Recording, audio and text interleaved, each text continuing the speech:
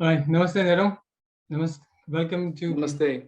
Welcome to Prerna. Thanks for your time for us today. Thank I recently saw in the news that Nicaragua, which is 85% majority Christian country, right?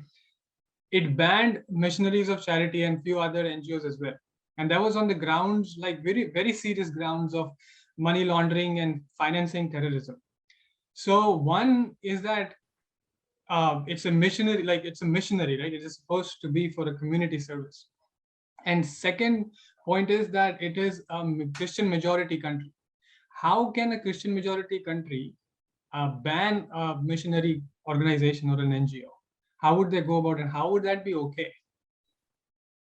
Yeah, thank you so much for inviting me on your program. And I was also very surprised to hear this news.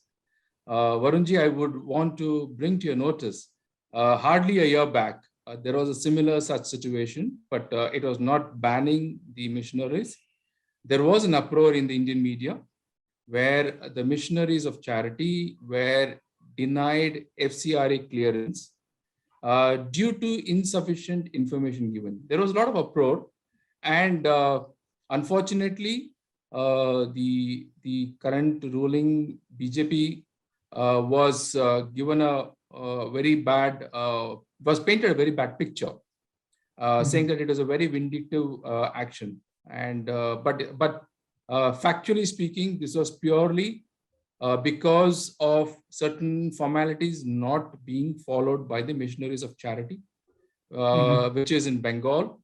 And the whole church leaders, the clergymen, the leaders of the church and the left, the other political parties, use this as an opportunity to paint the current ruling party in a very bad picture. So while the scenario in India was this, hardly a year back, I am not at all surprised at what happened in Nicaragua. Though being a Christian country, to have taken such a very serious note on this particular community. And just to add to this, this is not the first time that such serious allegations have been put on these institutions, especially the missionaries. We have had several such exposes that have happened, including those nuns who worked with the missionaries of charity for many years. If you look at the social media, there are a lot of interviews and testimonies of people who worked with the missionaries of charity. People who were full-time workers have left the organization because they were not happy with what was happening in the missionaries of charity. So has this NGO or missionary organization, has that moved away from what it was originally intended for? So like when Mother Teresa started it a few years ago and what it is today, is it possible that because of corruption or whatever, people after her kind of made it not what it was intended for, or was it always like that? See, especially missionary activity itself is a doubtful question mark. I would put a doubtful question mark because there have been many times these missionaries, irrespective of whether it is the missionary of charity or any of the missionaries, use these charity work to induce conversion, to induce people into to leave their original religion and join the Christian community. So this has been over the news. There have been several such incidents which have come forward. So this is something, I would say this is not something which is new. This has always been there. And I will not stop short of saying that the very idea of all these missionary activities, somewhere there is a hidden agenda, and the agenda is to convert people to Christianity. So but like Mother Teresa that I knew, or the image that I have in my mind is that she was the one who served the poor. Like that is what her single agenda was. That is all she worked for, serving the poor, for the kids and after the famine. in Kolkata. And I mean, kids are like serving the children was her primary, which is what I have been told and what I know, and I think majority of us know. So where does conversion come in the picture?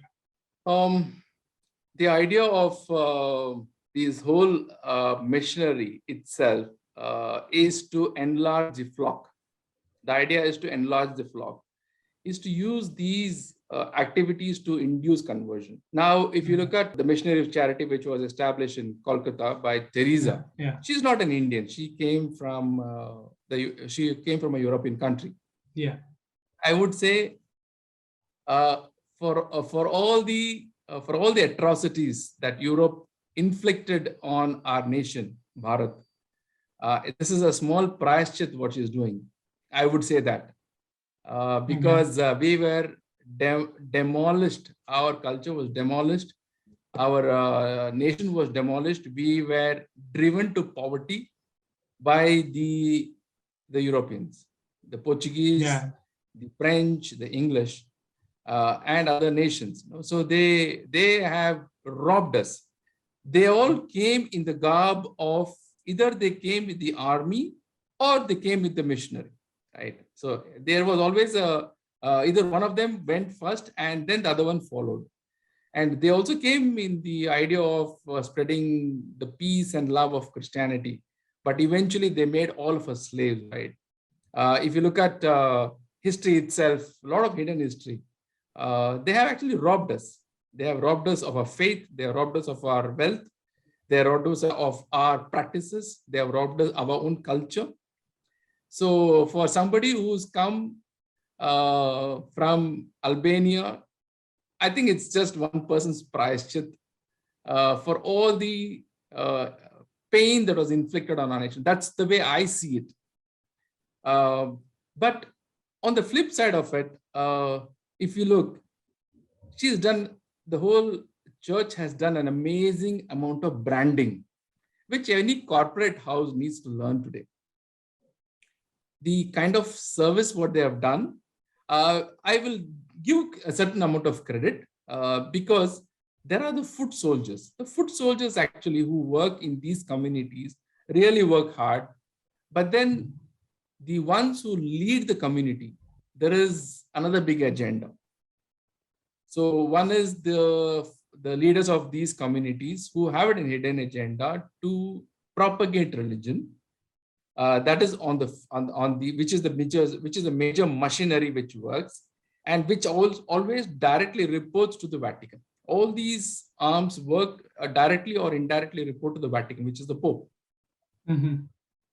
So to say that missionaries of charity or any of these institutions have done service to this nation, I will sum it up as a pure prayashchit for whatever atrocities and crimes they have inflicted on our nation. I mean, this is a lot of information and very contradictory to what I had in mind, because I always thought Mother Teresa is like the epitome or the benchmark of how you serve humanity, how you serve poor people. And when you call it branding, or when you call it that it was just to induce conversion, it brings up so many questions. And so like the first one would be, when we call it a missionary, like missionary is kind of monopoly to Christian conversion kind of people who do that. If you're saying like they go around and just convert, but why is that word like missionary? Does that mean they're on some sort of mission? Or how did that word doesn't even mean like community service? That means someone who's on a mission. Correct. That's very clear. They are on a mission. It's a mission. As per the Bible also, it's a mission that has been given as a responsibility to every Christian to go and convert. So they are supposed to go and convert every possible person across the length and breadth of the globe. So when you say missionary, it's very clear. There is a mission behind this whole idea called missionary. They use multiple ways of reaching out to the community. And the community service is one of them. I have a very classic example which I can give you. Yeah. Because uh, everything is not free. The church in India, everybody says, though we are 2%, but we are involved in service. Let me bring to your notice that there is even a doctor offers service, even an engineer offers service. Okay, even a hotel, a person who works in a hotel, he also offers service. Now, how different is the service that these missionaries offer? Let me put the facts on the table. There is a very popular airline in India, which was there for a short while, which spoke about low-cost airline, right? And there was a lot of buzz in the Indian air industry, saying that this is a low-cost airline and we are giving tickets at a very low price. So since I worked with one such pioneering airline, I will tell you what the business model is. The advertisement says that we offer tickets at 1 rupee and 500 rupees. But that is not the fact. And in an airline, there are close to 150 to 160 tickets. The first ticket is offered at 1 rupee. The second ticket is offered at 500 rupees. And then the last tickets is offered at a premium. Okay. So what is front-faced is saying that we sell a ticket at 1 rupee, we sell a ticket at 500 rupees. Yeah. But actually, if you look at it, it equalizes, it generates revenue, it generates profit. Likewise, these missionaries also run these front-facing organizations to showcase that they are into a service. I would want to bring to your notice and to everybody's notice, do you know how much it costs to get admission into a Christian school? Yeah, I went to a Christian school and it cost a lot. Yes, it costs a lot. So how different is the service what they give? They do offer free education to a certain small piece of the population, but otherwise it costs a bomb. So when I'm sharing the analogy of the airline and the missionaries, don't you think it makes sense? But what's wrong with that? Like, isn't that like a Robinhood model that you take it from the rich and then give it to the poor? So if you are rich, I'm charging you a lot of money, I'm stealing from you, and I'm giving it to the poor. So the poor are actually getting educated for free, who actually cannot afford it. That is something that, see, that's a very small portion. That's a very small portion, and that is used as a marketing gimmick. Okay. It's not used actually as service. See, if you talk about service, there are several Indian NGOs which involve in service, which you and I have never heard about, but they do yeoman service.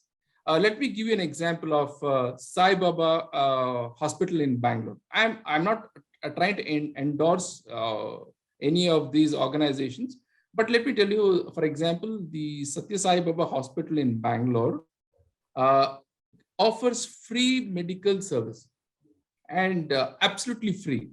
If you look at, let me give you an example of Akshay Patra. Akshay Patra is another NGO which offers food for the poor, midday meals. It offers food for the children, and they don't go and tom the whole globe saying that we are doing this kind of service, right? That's so when I say service should be always expecting nothing in return. But in the case of the church and the missionaries, there is something that is expected in return. And the expectation of in return is to subscribe to be a Christian.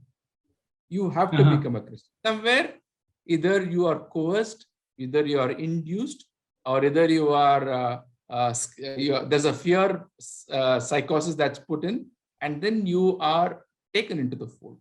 And all these people who become victims are those who are poor, who are economically backward, the tribal community, they are people who are in the remote places of the country.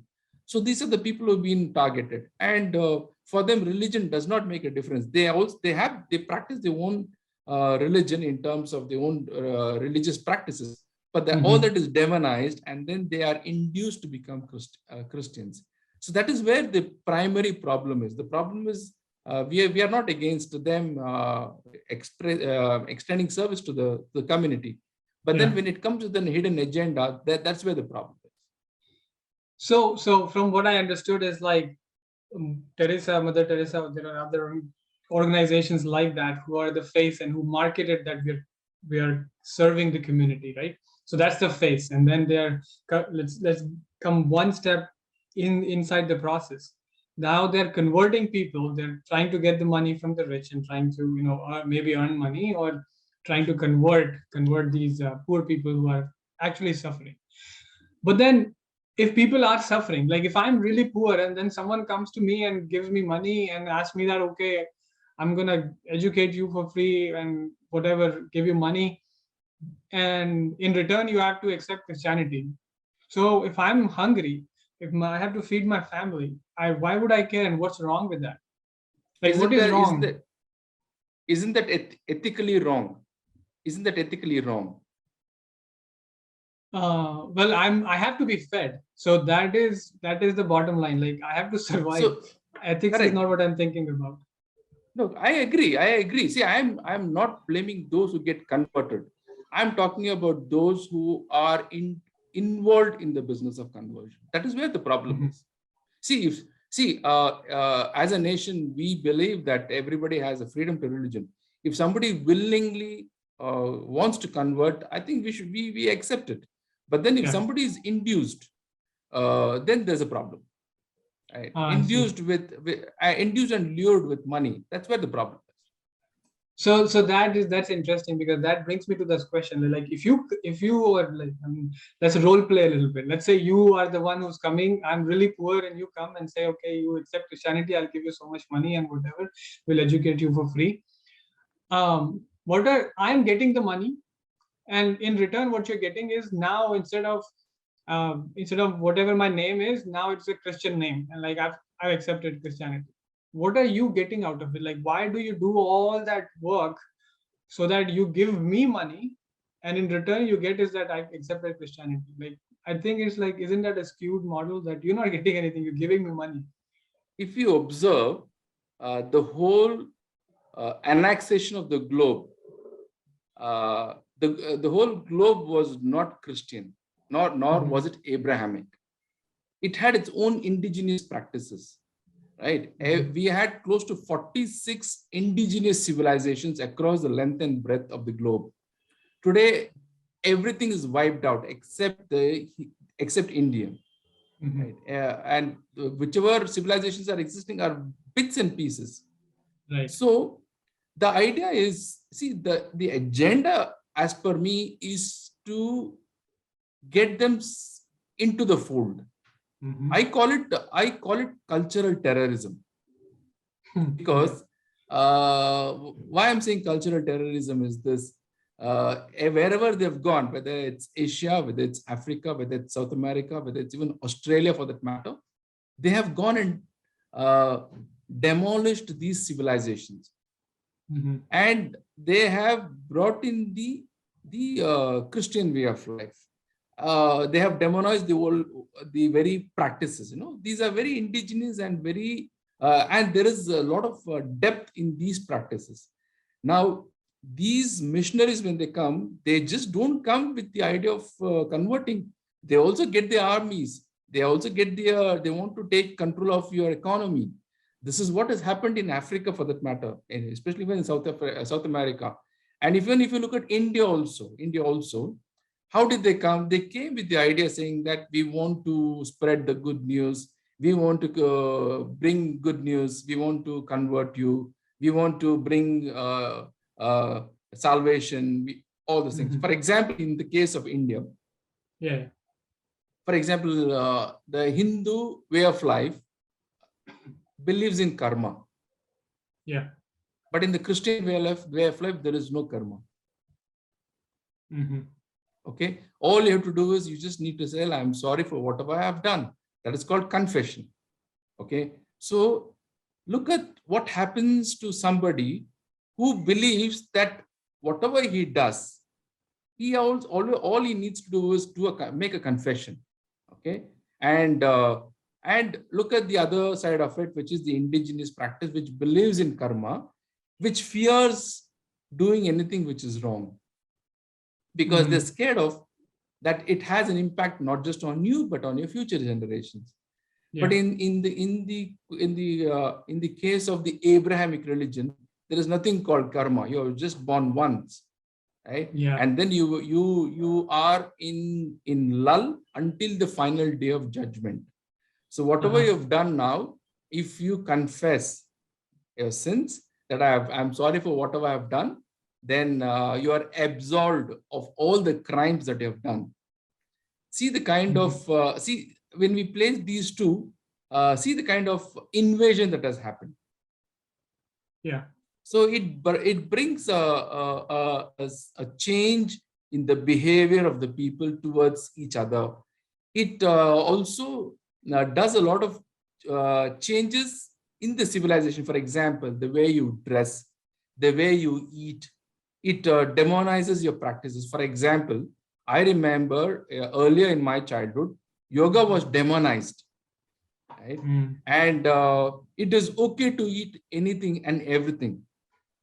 Anything and everything, because there are certain verses in the Bible which says that it is not what goes into the mouth that is important, what goes out of the mouth. So these are the verses that are used to actually smash the indigenous practices. For example, the Hindu way of life, the Indian way of life says that you don't eat non-veg on certain days, you don't eat non-veg, or you don't eat certain things on certain days. But that is all demonized, and that's all said. These are all practices which are useless practices. So look at the impact that it brings when there is an invasion on the culture. I mean, that's a huge plan, and obviously it has worked either by force or by subtle going in with the army first or going in with missionaries first. It definitely has worked, and I think they have a good amount of work goes behind it. But as a common man, it's hard to believe for me that someone so pure as Mother Teresa would be involved in something so evil. And like I heard the propaganda that Christopher Hitchens he did some documentary, and he did a lot of writing on it. He even wrote a book on it. He was completely against it, against what Missionaries of Charity is doing, and there were a lot of journalists who went there, and they had really a lot of controversial information on it. Now, is it selective reporting? Like, you come to my house and you show like the worst part of my house, and then you show it to everyone that, look, my house is so dirty. Is it like that, or is it really like that? Because I saw that YouTube, it's really like 5-6 minutes, and it's really bad. I choose to not believe it. See, Christopher Hitchens is a no-nonsense person. He is an authority, or he is an atheist, if I'm not wrong, and he has done a lot of study. And I know that he has done a lot of good work, and he has written and is exposed the apathy in these missionaries, in these homes. For example, I myself was not very convinced with Mother Teresa and her activities, because if she was noble, then her attitude towards the victims of the Bhopal gas tragedy, the statements what she passed was very, very humiliating. She made some very humiliating statements on the victims of the Bhopal gas tragedy. She and her missionary homes do not disclose where are the funds coming from.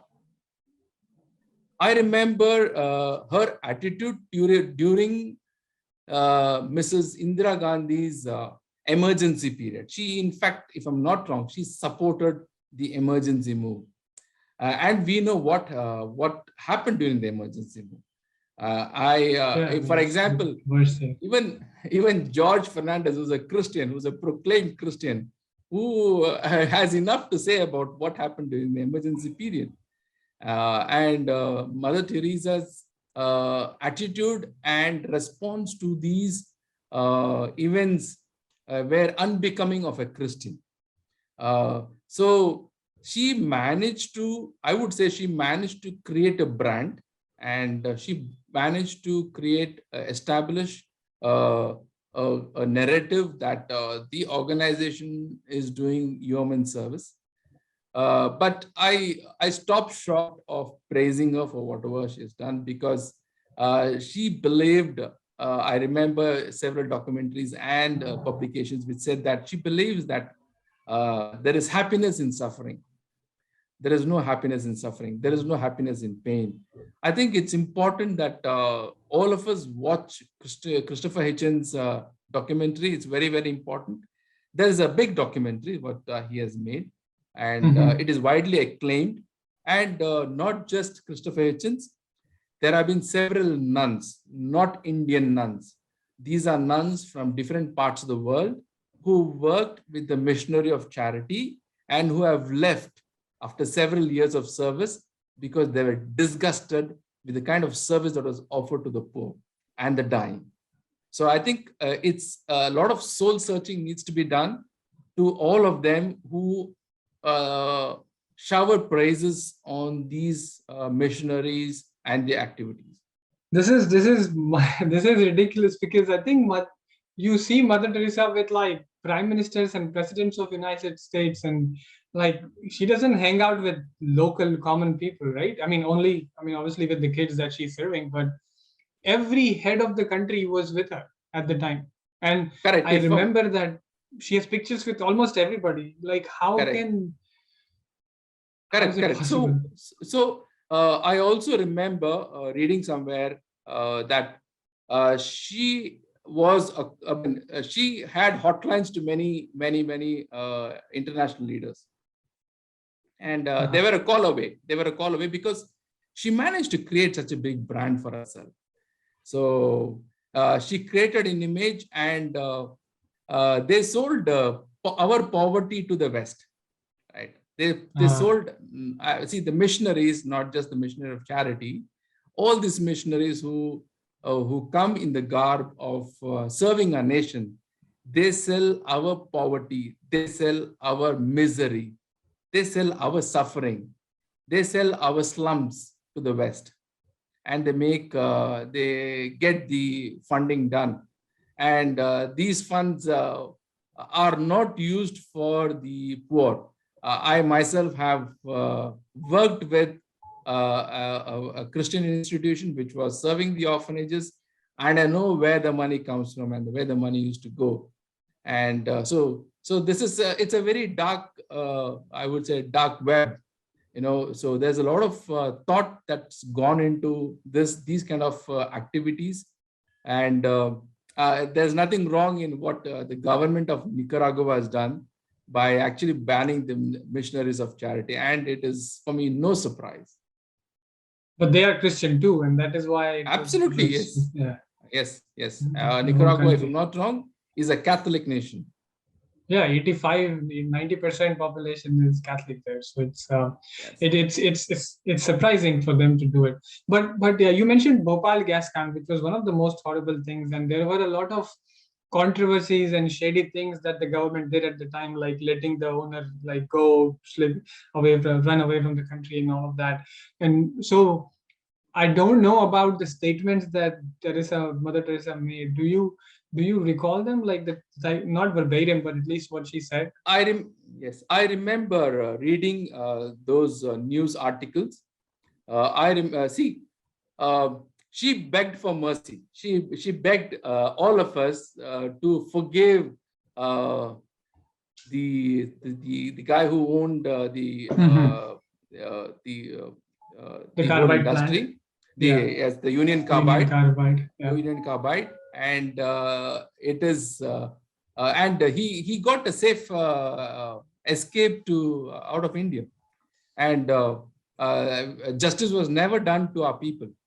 And she begged for mercy. On one side, she said, it is a curse. If I'm not wrong, I remember reading it. She said, it's a curse for us for having suffered this, and on the other side, she said that this guy needs to be forgiven. So the contradictions are too many, and it's a very checkered image that she portrayed. On one side, she asked for forgiveness.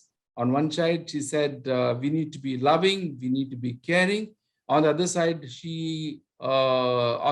her nexus with certain people were not very healthy and unchristian. I remember, if I'm not wrong, again, if my memory is not, if memory, as far as memory goes, she had taken funds from the dictator of Haiti. And at that time, he had a very bad reputation in his nation, in his country. So, the baby, what is his name? Baby something. Baby. I don't remember, Yeah. but I remember. Yeah. I don't really remember, but I recall that incident. So, see, the idea is not about robbing the rich and feeding the poor. These kind of nexuses are unwelcome. You cannot do it. And it's very unchristian for that matter. Why do you say unchristian? Because they aren't they doing what Christianity tells them to do, which is, because you said there are a lot of verses that ask them to go on a mission and convert people.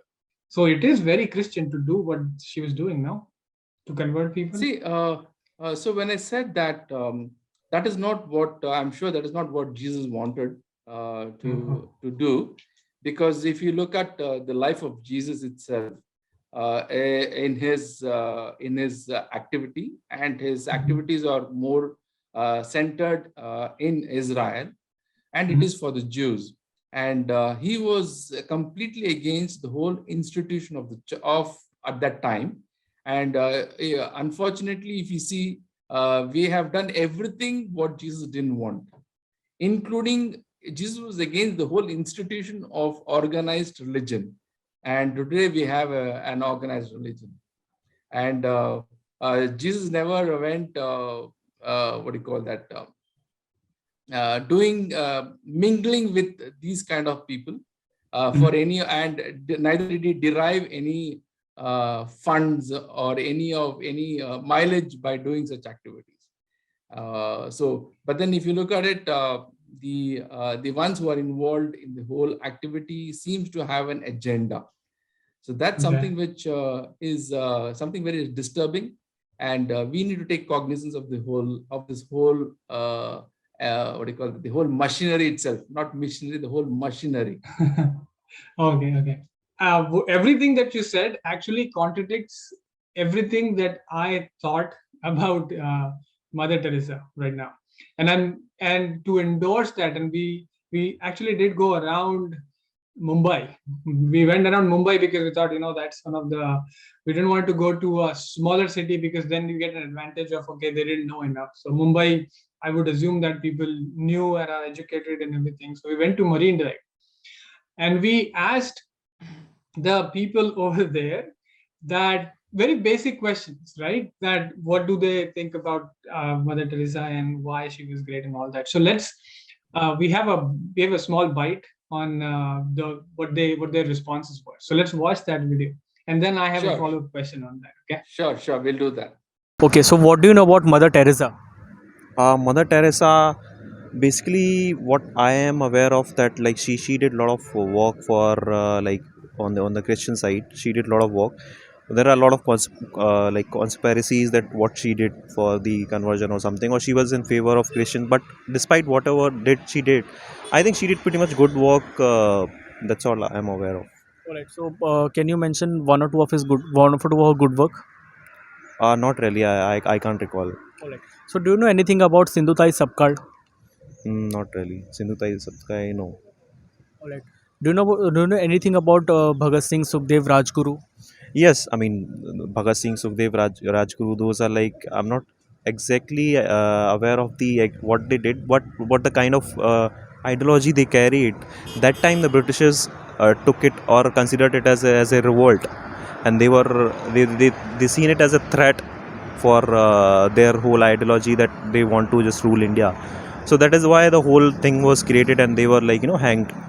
because and the whole the shootout or the revolver thing happened, and then they were just hanged for that. So that's all I'm aware of. So what are your views on Mahatma Gandhi? Was he too great? I think he was great with kind of politics he did. Okay, soft politics kind of a thing, but I think the contribution is also to be given to other people like Bhagat Singh, Subhash Chandra Bose, who were also contributing, but on the more active side. On the low, like some action was there. Like if I give example of Subhash Chandra Bose, he actually traveled through whole South Asia, Eastern, Western Asia to meet, to have a tie-up with the Hitler, and he actually convinced him that he will help India to have the freedom. So you mean to say the contribution is of every side and everyone will get credit? Yeah, everyone should be get credited on the currency notes as well. I don't see the significance of just Gandhiji's picture. There should be others pictures as well. What do you know about Mother Teresa? Mother Teresa, she started the education system for free. She was the first lady to start the education. Okay, so why she was great basically?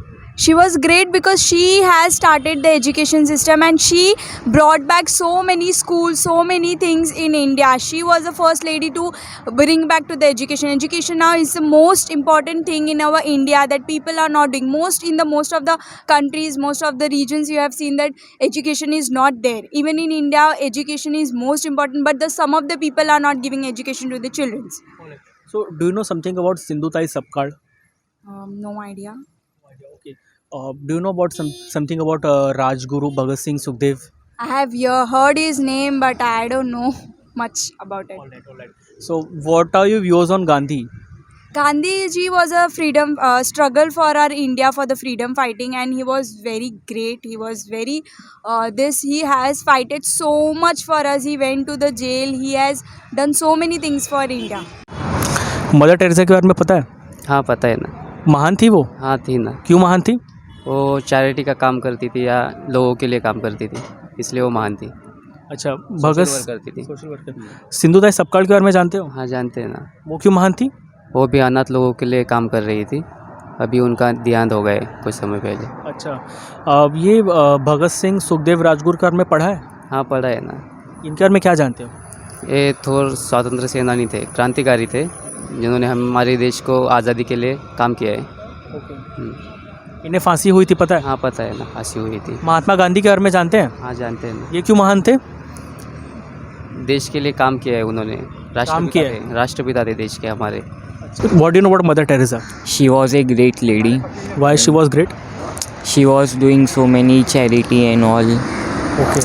Like Bhagat Singh के बारे में पता है? भगत सिंह के बारे में हाँ। सुखदेव राजगुरु के बारे में जानते हो? No sir, इतना। Okay. He was also great but I don't। अच्छा, आपको नहीं पता? याद नहीं है। गांधी जी के बारे में पता है? Yes, yes। वो क्यों महान थे? उन्होंने हमको फ्रीडम दिलाया था। Okay. तो उन्होंने बहुत कुछ किया है इंडिया के लिए मतलब। और सिंधुताई सपकाल का नाम सुना है? Sindhutai Sapkal? No sir, no idea. All right, कोई नहीं। So what do you know about Mother Teresa?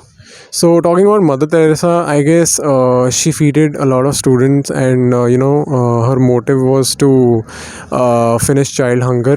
And yeah, I guess she did a very good thing, and she actually made a difference in society by doing that, because it shows the world that you can help orphans and unprivileged kids and make world a better place to live. Alright, so what do you know about Bhagat Singh, Sukhdev and Rajguru? So I guess Bhagat Singh, Sukhdev and Rajguru were great freedom fighters, and they protested against the British because they wanted freedom from them, and they basically wanted to establish Indian Got it. So what do you know about Gandhi, Mahatma Gandhi? So I guess Mahatma Gandhi also played a very important role in freedom of India, for India, because he also wanted to overthrow the British, right? Yeah. Yeah. So Okay. I guess he also played a very important role in freedom, and his protest actually made a difference in the society, because he actually brought people to fight against the British and made a difference in the society. Alright. So, do you know something about Sindhu Tai Sabkar? Have you ever heard her name? No, I Don't know haven't anything heard about it. All right. that. Yeah. So you watch this. This is their response. Okay, they were like, mostly everyone was very young, educated, going to college, and maybe started working now, right? I was shocked more than surprised on what they were saying, because I think I wouldn't expect anyone to be so naive. If I see from your point of view, you would be like, oh, this information is totally wrong.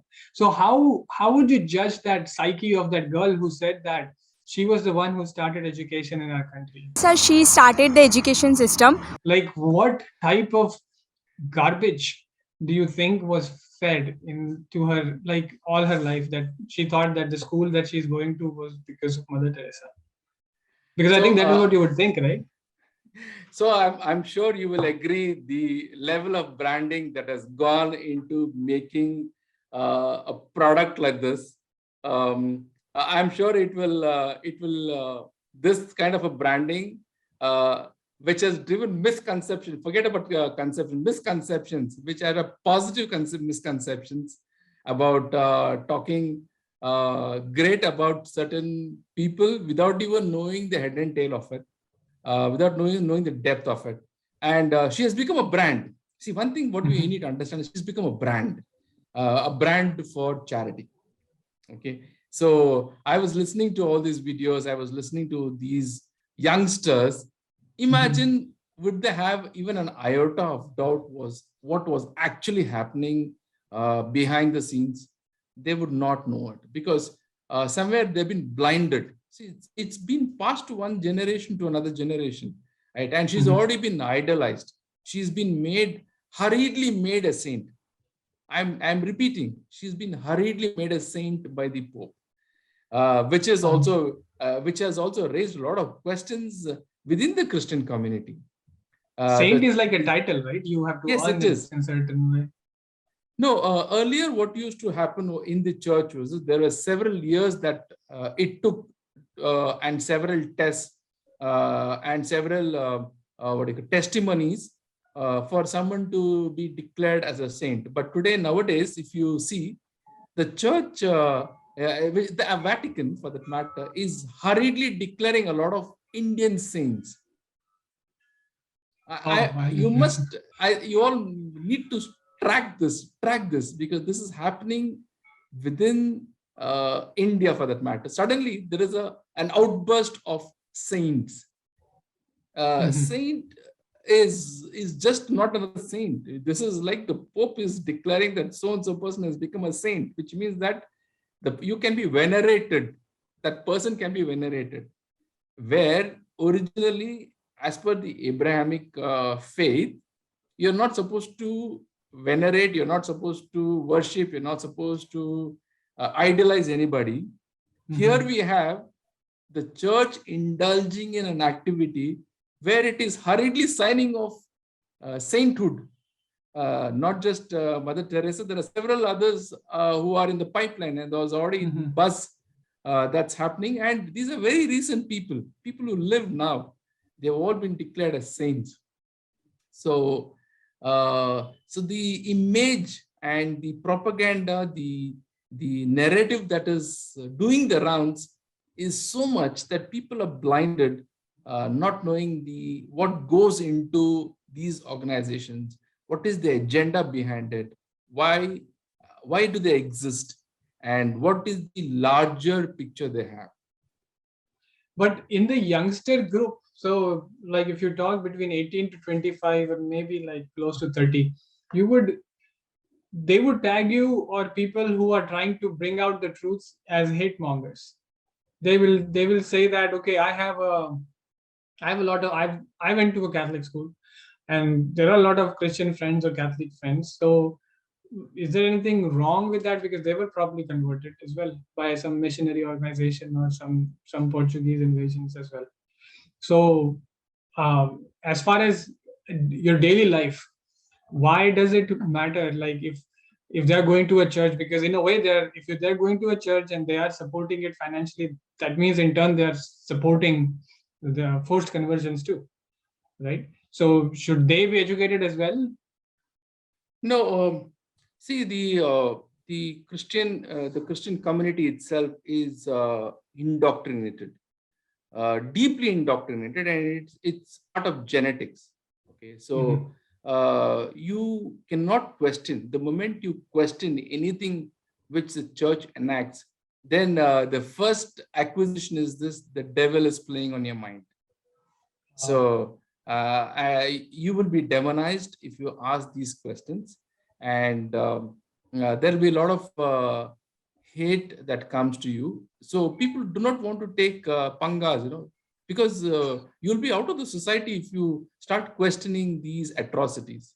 So they rather look the other way, and even if they know the truth, I'm sure many of them know the truth, but they would rather look the other way and walk away, rather than face it and then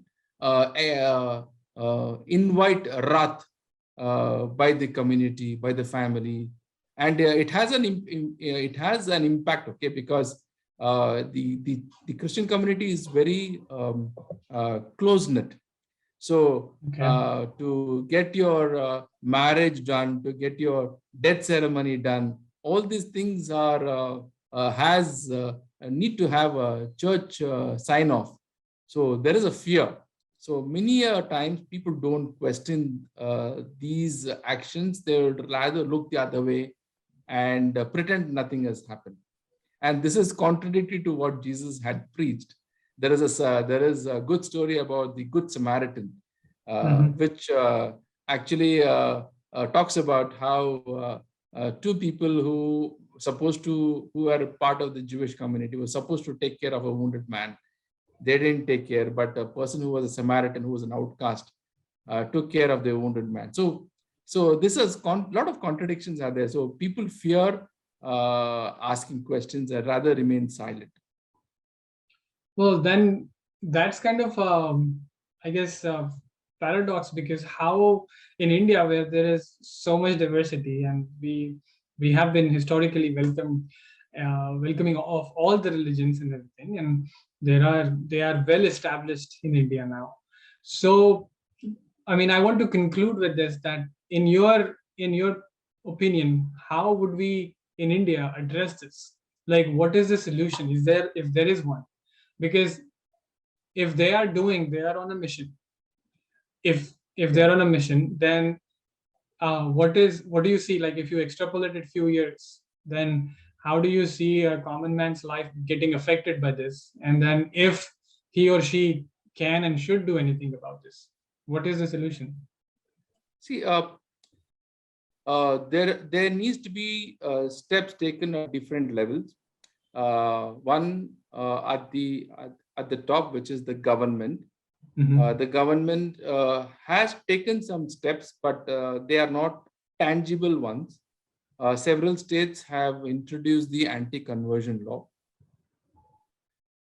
which also is not a very convincing law, because there are no convictions that have happened in spite of blatant violations of people indulging in conversion. The other act is this: there is a close watch on the funding, which I must appreciate the current government, because the lot of NGOs who are involved in the business of conversion, their FCRAs have been scrutinized. And as far as my memory goes, several of them have lost their licenses. But then these are works which are on the periphery. There are several ways which the whole conversion business takes place, and it's running at a very, very fast pace. At the current rate at which it's running, many states would become Christian states. Okay, we already know. They already have, yeah. Yes, we already know a lot of states which have Christian majority, and one of the most important factor is the crypto Christian theory. It's not a theory, it's a fact, where people retain their own names, but they don't change the names, but they convert, and they still use and derive all the facilities what the government has to give to a non-Christian. So that's prevalent now. It's going to be a very Herculean task to handle this, because it's a tooth and nail story. It's going to be very, very tough. The government actually needs to do a lot of soul searching to curb this whole missionary activity.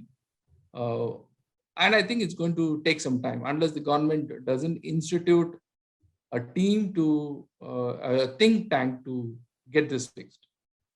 But then, like, for our viewers who are like common people watching, they're not in the government, so what can they do?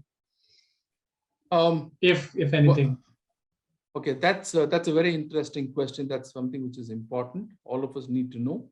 Each of us need to safeguard our own people, our own families. Especially the Hindu community needs to teach the children, bring up the children in their faith.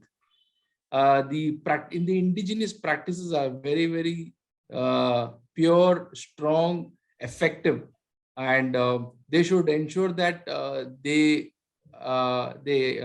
inculcate these practices in their own community. That is how we can safeguard them. Currently, those who fall prey for these missionary activities are those who are weak in their own beliefs. Okay, who